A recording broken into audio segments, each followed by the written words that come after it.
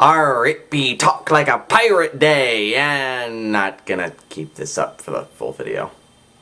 Sorry.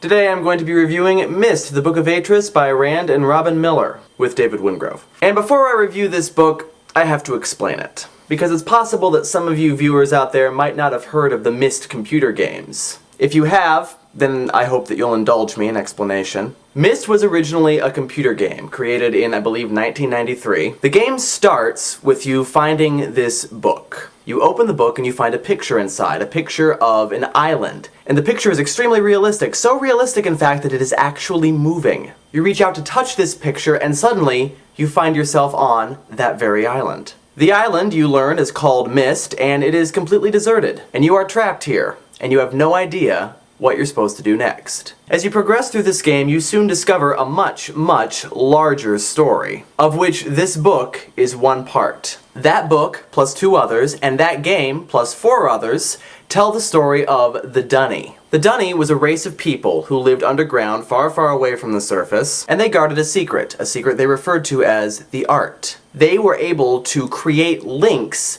to ages, to thousands upon thousands of different worlds. Just by writing in the book, they were able to create these bridges to those worlds. And this book tells us about the last 2 remaining members of that race, Gen and his son Atrus. Atrus is kind of the focal character of the games. He's the protagonist of the games, he's the protagonist of this book, and he is the good guy. I mean, with this ability to write links to different ages, you would imagine that this would inspire a kind of megalomania. But you don't see that with Atrus. Atrus is talented in his writing, but he is also very kind and humble to everybody he meets. The same cannot be said for Gen. Gen has indeed fell victim to this megalomania, so much so that he sees himself as a god of all of these worlds that he has created. Atrus lives on the surface with his grandmother, not knowing his father until the age of 14, when Gen comes for him and takes him back to the world of the Dunny and teaches him how to write. What first attracted me to the Myst games was the story, the pure imagination behind the story, behind the different beautiful worlds, and of course, the very rich characters. Gen is the perfect villain. He is an incredible villain, and the reason why he is an incredible villain is because he has the same capacity for good that Atrus does. And the very flaws in his character and the virtues of Atrus's character are exemplified in this book through their writing styles.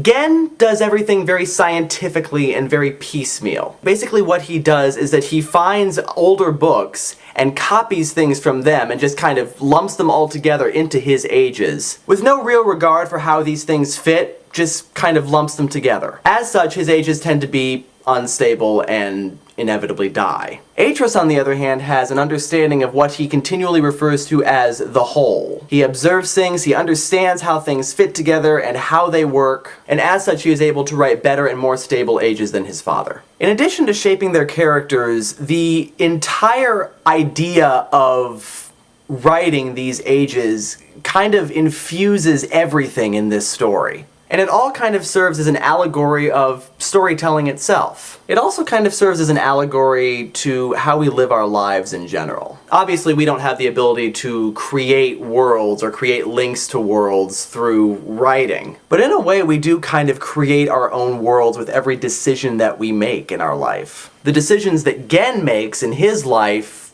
tend to be unstable and tend to be self-destructive. Whereas the decisions that Atrus makes in his life usually turn out for the better. And so I am still fascinated by this story and the characters in it, and so Myst, the Book of Atrus is still on the favorites list. And the next book I will be reading for the favorite book reviews list is The Da Vinci Code by Dan Brown, in preparation for his newest book, which just came out and which I just received in the mail, The Lost Symbol. So, I'll see you then.